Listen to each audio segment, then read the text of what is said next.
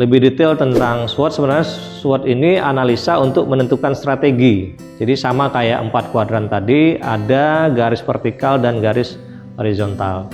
Nah, garis yang vertikal itu, yang atas itu adalah strength, kemudian weakness. Jadi garis vertikal ini adalah faktor internal. Jadi strength weakness itu adalah dari internal kita. Kemudian kalau threat dan opportunities itu eksternal, faktor eksternal. Jadi threat itu mungkin jangan kita terjemahkan sebagai hambatan, tapi kita terjemahkan sebagai tantangan. Kemudian opportunities kita terjemahkan sebagai peluang. Jadi seberapa besar tantangan yang dihadapi, kemudian seberapa besar peluang yang kita hadapi. Nah, di sini kan akan muncul persilangan antara garis vertikal dan horizontal, internal dan eksternal tadi. Itulah muncul 4 kuadran. Kuadran yang pertama itu yang berwarna kuning, yaitu dia punya banyak peluang, opportunities-nya banyak, kemudian punya banyak kekuatan secara internal. Jadi secara eksternal peluangnya banyak, kemudian secara internalnya dia punya banyak kekuatan. Nah, secara umum strategi yang dilakukan adalah agresif. Misalnya nih, madrasah kejuruan, dia punya jurusan yang tidak dipunyai oleh madrasah lain atau oleh SMK lain. Itu kan artinya dia punya kekuatan di situ dan tidak punya pesaing gitu. Nah, itu kan dia harusnya bisa mengembangkan jurusannya menjadi lebih agresif dalam memajukan jurusan itu. Nah, kemudian kalau kita lihat di kuadran biru, yaitu punya banyak peluang, tapi secara internal punya banyak kelemahan. Nah, artinya harusnya memperbaiki dulu kelemahan-kelemahannya. Jadi itu strateginya harusnya defensif dia. Jadi peluangnya banyak, tapi ya secara internal dia punya banyak kelemahan. Misalnya jumlah gurunya kurang, kemudian siswanya kurang dan segala macamnya. Jadi strateginya perlu dilihat dari situ.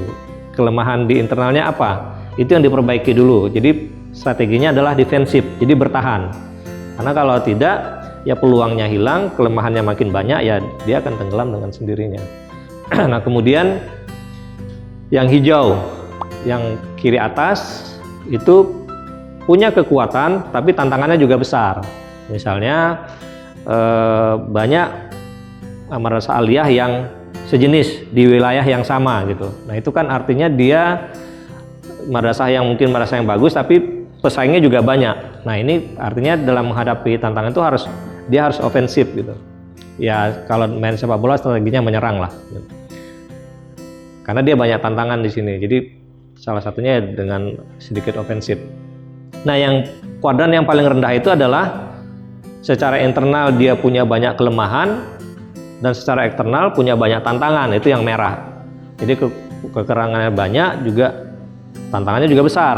Nah, ini strateginya harusnya internal dulu, mengurangi kelemahan dulu untuk menghadapi tantangan. Jadi diidentifikasi kelemahan ini, diperbaiki untuk menghadapi tantangan yang ini gitu. Nah, itu strateginya adalah internal recovery. Jadi perbaiki dulu ke dalam, jangan pikirkan dulu ke luarnya. Jadi strateginya adalah benahi manajemen di dalam terlebih dahulu. Jadi agak sedikit sama dengan yang di kuadran biru, tapi ini tantangannya lebih besar gitu.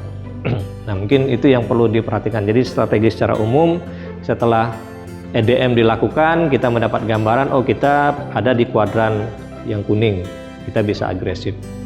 Jadi apapun yang kita lakukan, harusnya itu bisa membuahkan hasil yang baik untuk madrasah kita. Nah, kalau kita berada di kuadran hijau, oh strateginya ini, karena kita punya kekuatan tapi juga tantangannya lumayan. Kemudian kalau di kuadran biru, kita banyak peluang, manfaatkan peluangnya, tapi cara memanfaatkan peluang ya harus dengan memperbaiki dulu ke dalam gitu. Nah, kemudian ya kalau kita berada di kuadran terlemah, kuadran merah, yaitu kita perbaiki dulu kita ke internalnya.